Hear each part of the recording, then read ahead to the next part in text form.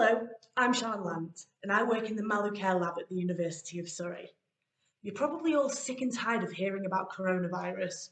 Well, luckily I'm here today to talk to you about a different virus, pox viruses. So you might have heard of smallpox, the deadly virus that was eradicated in 1980 and think, oh, pox viruses, these are a thing of the past. That's not true. They're still an issue today. Monkeypox outbreaks in Central Africa are becoming more common, with 1 in 10 human cases being fatal, according to the World Health Organization.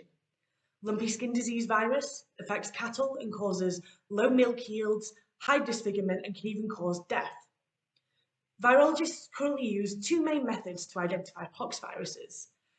First, we have the PCR, which you might all be a little bit more familiar with after the past year, and this detects the presence of DNA, but not necessarily the active virus. And then we have the plaque assay, and the plaque assay measures infective virus. However, this can sometimes take up to a week with some pox viruses, and with other pox viruses, this method just doesn't work at all due to incomplete viral replication.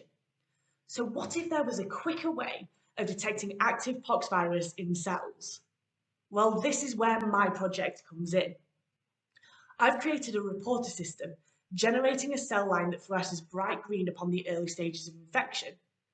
Due to pox viruses being quite unique and growing in a different part of the cell to other DNA viruses, this has been a challenge that I've had to overcome, creating a reporter system that is functional in the correct area of the cell.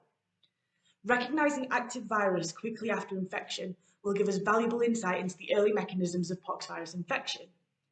My latest data shows that my reporter system is functional with a common laboratory strain vaccinia virus, and before the end of my PhD, I will have used this system with more clinically and economically relevant viruses.